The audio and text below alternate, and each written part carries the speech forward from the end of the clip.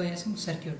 We have seen earlier about fixed biasing, and now let us discuss about collector to base bias.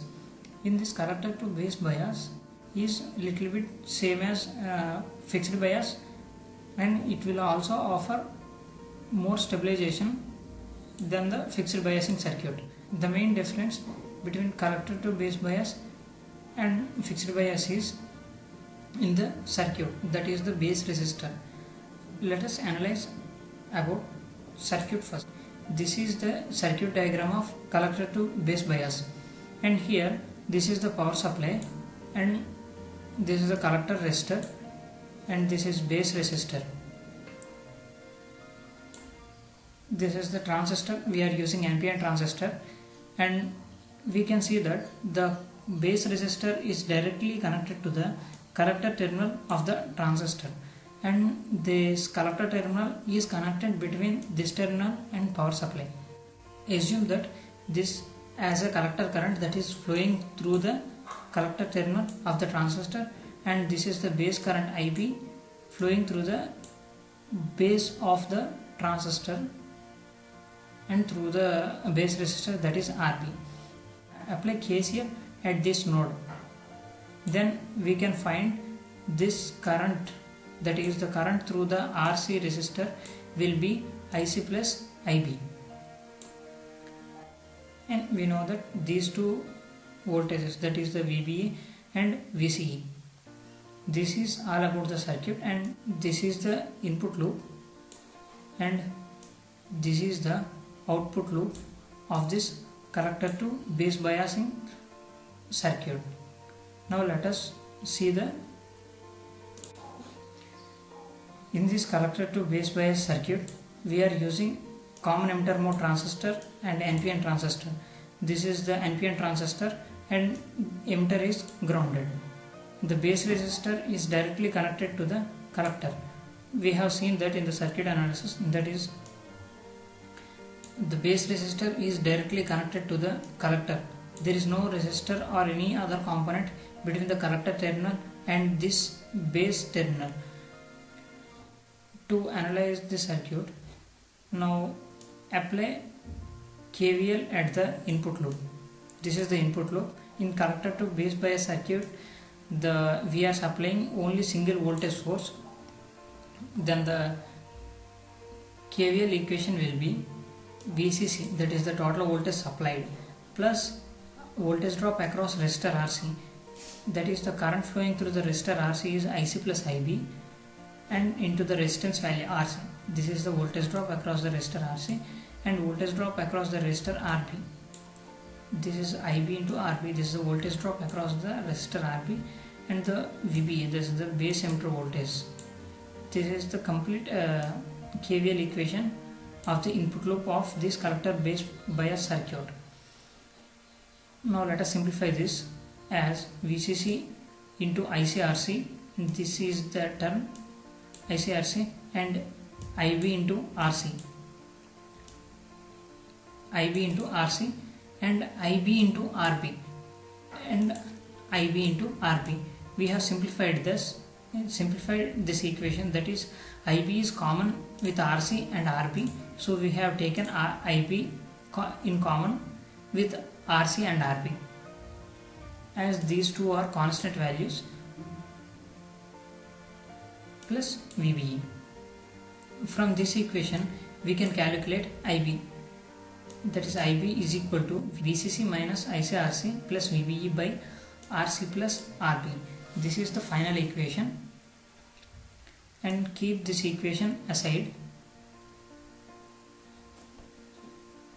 This is the equation for the input current of a transistor. Now let us see about output loop. KVL at output loop. We have seen that this is the output loop of a collector to base bias transistor, and here here the KVL equation will be VCC is equal to, that is the total voltage supplied is equal to voltage drop across collector, this resistor, that is RC, and the current flowing through the resistor is IC plus RB, that we have seen earlier, and the voltage between collector to emitter, VCE. This is the complete KVL equation of output loop of collector to base bias circuit. And if you simplify this, we will get VCE. VCE is equal to VCC minus IC plus IB into RC. This is the final equation. We can see that VCC here IB is very small as compared to IC. Here the collector current is very large and the base current is very less. As the VB is very less, base current will be less as compared to IC. That is, IC is huge value, so we are neglecting IB. Then the equation will be VCE is equal to VCC minus IC plus RC. We have neglected because let us take IC as 100 and IB will be 1 or 2, and if we add both of these, it will be 101 or 102, and there is no big difference between 100 or 101 or 102. So we are neglecting this IB value for the simplification. This is the final equation, and from this equation, if we substitute this equation in the final equation of the input loop, that is IB, we have seen that VCC minus ICRC, we can replace that value with the VCE. Let us see how it is. If we replace VCC minus ICRC value with the VCE, we will get that equation. We will get this equation. From this equation, we can understand that if temperature increases, then ICBO increases. If the ICBO increases, then IC increases.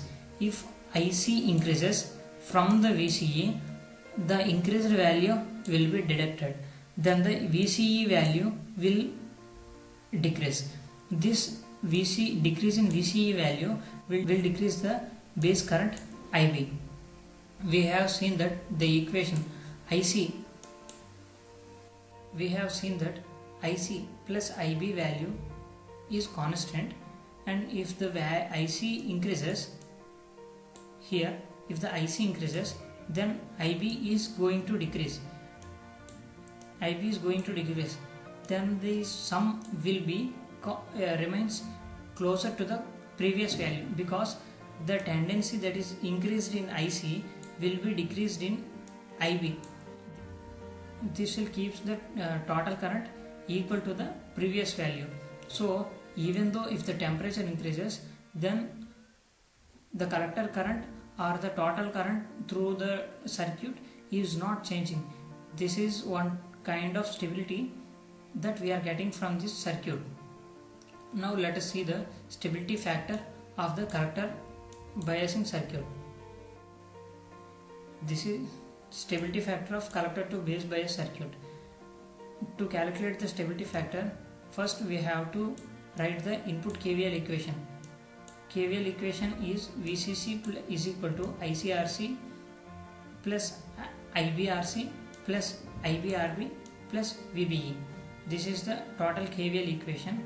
If this is a simplified equation, if we apply differentiation, that is, if we differentiate these both sides with respect to IC, we will get dVCC by dIC.